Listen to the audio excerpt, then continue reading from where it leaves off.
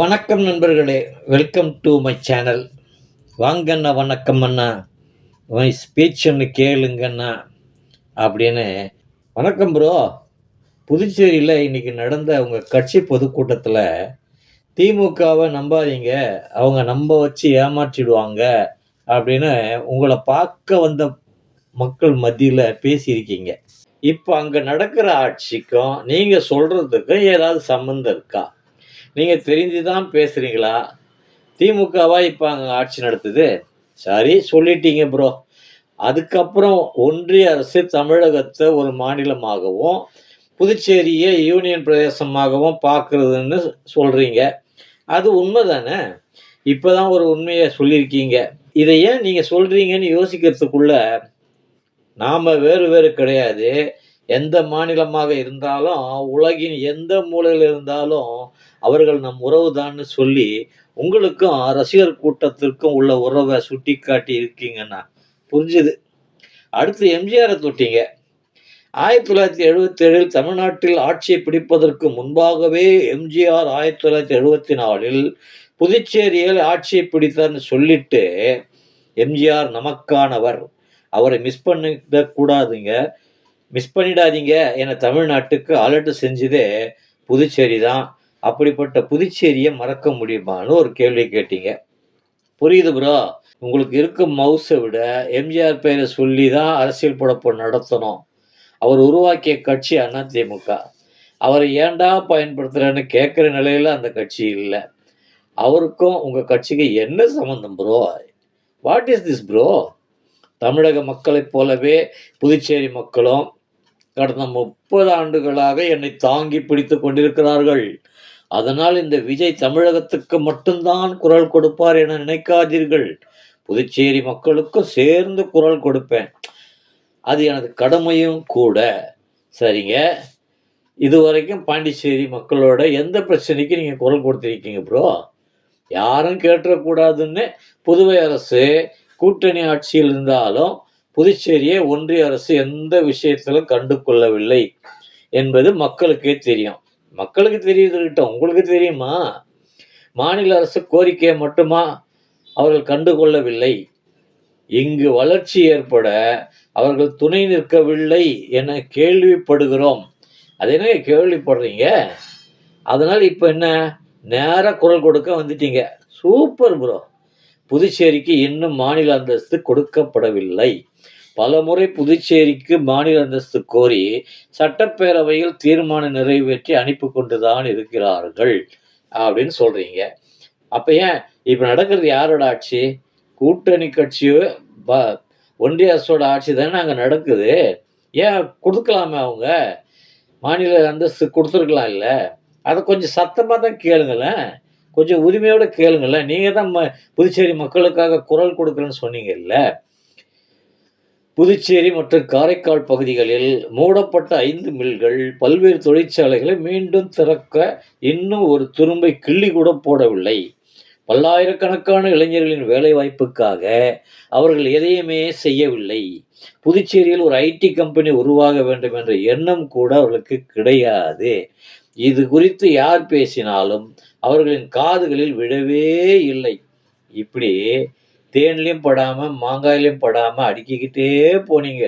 அப்பா, விஜய் ப்ரோ என்ன கோபமாக பேசுகிறாருன்னு உங்கள் ரசிகர்கள் போல நானும் அசந்துட்டேன். இவ்வளவுக்கும் நடுவில் தமிழ்நாட்டை ஒதுக்குவது போல் புதுச்சேரியையும் ஒன்றிய அரசு ஒதுக்கக்கூடாது என சொன்னீங்க பாருங்க, புல்லரிச்சு போச்சு ப்ரோ. இப்போவாவது ஒன்றிய அரசு தமிழ்நாட்டை வஞ்சிக்குதுன்னு ஒத்துக்கிறீங்க. ஆனால் அதை இங்கிருந்து சத்தமாக கேள்வி கேட்டிருக்கணும், செய்யலையே. கடைசியாக பேச்சை முடிக்கும்போது திமுகவை நம்பாதீர்கள், அவர்கள் நம்ப வைத்து ஏமாற்றி விடுவார்கள் சொன்னீங்க பாருங்க. உங்கள் அரசியல் அறிவை மெச்சி நினச்சி அப்படியே மெர்சல் ஆகிட்ட தலை ப்ரோ. வரவிருக்கும் தேர்தல் களத்தில் தாவேக்கா கொடி பட்டுளி வீசி பறக்கும், வெற்றி நிச்சயம் அப்படின்னு முடித்தப்போ ஒரே நேரத்தில் தமிழ்நாட்டுக்கும் பாண்டிச்சேரிக்கும் முதல்வராக கனவு கண்டு மக்கள் சந்திப்பு நடத்துனீங்களோன்னு ஒரு சந்தேகம் வந்துச்சு ப்ரோ. புதுச்சேரி அரசாங்கம் தமிழகத்தில் உள்ள திமுக அரசாங்கத்தை போன்றது கிடையாதுன்னு சொல்லியிருக்கீங்க. உண்மைதான். இது ஒரு தனி மாநிலம். அது ஒரு யூனியன் பிரதேசம். அது வேற வேற ஒரு அரசியல் கட்சி நடத்தும் நிகழ்ச்சியாக இருந்தாலும், அந்த நிகழ்ச்சிக்கு தன்னெழுச்சியா வரக்கூடிய மக்களுக்கு பாதுகாப்பு கொடுத்து, பாரபட்சம் இல்லாமல் இந்த அரசு நடந்து கொள்கிறது. புதுச்சேரி முதல்வருக்கு எனது மனப்பூர்வமான நன்றியை தெரிவித்துக் கொள்கிறேன்னு நடுவுல திமுகவுக்கு ஒரு அடி குடுத்தீங்க பாருங்க. இப்பதான் நீங்க எவ்வளோ பெரிய தில்லாலங்கடி அரசியல்வாதின்னு புரிஞ்சுக்கிட்டேன். அங்க இருக்கிற ஒரு சின்ன மாநிலம், ஒரு குட்டி மாநிலம் அது. அ நம்ம தமிழ்நாட்டுல இருக்கிற ஒரு எம்பி தொகுதி மாரி ஒரு எம்பி தொகுதி அது. இது கூட உங்களுக்கு தெரியல. அங்க ஒரு 5000 பேர் கூடுறதுக்கு அவ்வளோ கெடுபிடி வச்சு, இப்ப பண்ணீங்களே, அதுல கூட எவ்வளோ குழப்பறீங்க. கடைசி நேரத்துல மக்கள உள்ள விட்டுட்டு போலீஸ்காரெல்லாம் உங்கள காரி துப்பிட்டாங்களே! ஏன் தலைவா இப்படி? ஏன் ப்ரோ இப்படி பண்றீங்க? What is this bro? இதை பார்த்தாவது தமிழகத்தில் உள்ள திமுக அரசு கற்றுக்கொள்ள வேண்டும் வேற சொல்றீங்க. திமுக அரசு பாண்டிச்சேரியை பார்த்து கத்துக்கணும். பாண்டிச்சேரி அரசியல்ல திமுக எத்தன தடவ ஆட்சியில இருந்திருக்குது. அப்படின்னு உங்களுக்கு தெரியுமா உங்களுக்கு? அ ஆனா, அது மட்டும் இல்லாம சொல்றீங்க. ஆனா அவர்கள் கற்றுக்கொள்ள மாட்டார்கள். வரப்போகின்ற தேர்தலில் அவர்கள் 100% கற்றுக்கொள்வார்கள். மக்கள் பார்த்துக் கொள்வார்கள். ஏங்க இங்க சொல்ற விஷயத்த போய் அங்க போய் பேசுறீங்களே! அ தமிழ்நாட்டிலேருந்து போய் பாண்டிச்சேரி மக்கள சந்திக்க போயிருக்கீங்க. பாண்டிச்சேரி மக்கள சந்திக்கும்போது, அந்த மக்களுக்கு பேச வேண்டிய பிரச்சனைகள பேசியிருக்கணும். அதுலயும் அங்க இருக்க குரல் அப்படியே உள்ளுக்குள்ள வச்சுக்கிட்டு, என்னமோ உயர்த்தி பேசினா பேசினா நீங்க எல்லாத்தையும் கேட்டுருவாங்கன்னு நீங்க நெனச்சு பேசியிருக்கீங்க. அரசியல கத்துக்குங்க ப்ரோ. உங்கள நம்பி ஏகப்பட்ட இளைஞர்கள் உங்க பின்னாடி வந்து நிக்கிறாங்க ப்ரோ. அவங்கள அரசியல் படுத்துறதுக்கான விஷயங்கள முதல்ல தெரிஞ்சுக்கங்க. நீங்க பேசின அந்த குறைவான நேரத்துல கூட திமுகவ பத்தியே பேசுறீங்களே! திமுகவுக்கும் உங்களுக்கும் வாய்க்கா தகராறு இல்லன்னு சொல்லிட்டீங்க. வாய்க்கா வரப்பு சண்டை இல்லன்னு சொல்லியிருக்கீங்க. அப்படி இருக்கும்போது ஏன் ப்ரோ இங்கேருந்து பாண்டிச்சேரியில போய் அங்க நடக்கிற ஆட்சி வேற ஆட்சி இருக்குது. அங்க போய் திமுகவ பத்தி பேசுறீங்களே! Well done bro. Super bro. இப்படியே நீங்க போங்க ப்ரோ. நீங்க இப்படியே போனீங்கன்னா, நிச்சயமா தமிழ்நாட்டுல உங்களுக்கு ஒரு தனி இடமே மக்கள் குடுப்பாங்க. திருந்துங்க ப்ரோ. நீங்க அரசியல் கத்துக்குங்க ப்ரோ. மக்கள் மாற்றத்தை ஏற்படுத்துவாங்கன்னு எதிர்பார்க்குறாங்கன்னு நீங்க தான் சொல்றீங்க. நான் ஒரு மாற்றத்த குடுக்க வந்திருக்கிறேன்னு வேற சொல்றீங்க. இதுதான் நீங்க குடுக்க போற மாற்றமா ப்ரோ? அ கொஞ்சமாவது ப்ரோ கொஞ்சம் அரசியல் கத்துக்குங்க. தனிமையில இருக்கும்போது நெறைய புத்தகங்கள படிங்க. தமிழ்நாட்டு அரசியல கொஞ்சமாவது தெரிஞ்சுக்கிட்டு நீங்க பேசுங்க.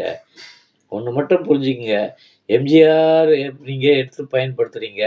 எம்ஜிஆர் ஒரு கட்சிக்கான தலைவரு. அந்த கட்சிக்கும் உங்களுக்கும் என்ன சம்மந்தம் இருக்கு? அண்ணாதுரைய கூப்பிடுறீங்க.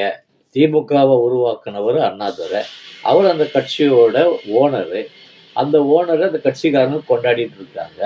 அவங்க மறந்துட்டாங்க, நான் தூக்கிட்டேன்னு சொல்றீங்களே! இது எப்படி அடுத்தவங்க வீட்ல இருக்கிற பொருள திருடுற கதை இல்லையா இது? ம். வாங்க ப்ரோ.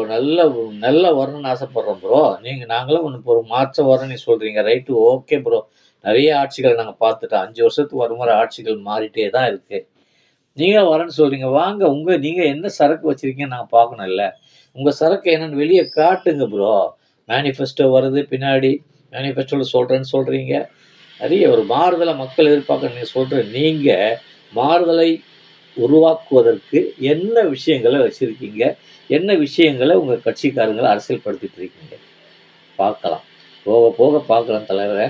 போக போக பார்க்குறோம் ப்ரோ. 2026ல நீங்க என்ன சாதிக்க போறீங்க? எப்படி நீங்க ஒரு மாற்றத்த கொண்டு வர போறீங்க? அப்படிங்கிறத பார்க்குறோம். வாழ்த்துக்கள் ப்ரோ. இப்படியே பண்ணுங்க ப்ரோ. இந்த பதிவு உங்களுக்கு பிடிச்சிருந்தால் லைக் பண்ணுங்க. நண்பர்களுக்கு ஷேர் பண்ணுங்க. சப்ஸ்கிரைப் பண்ணுங்க.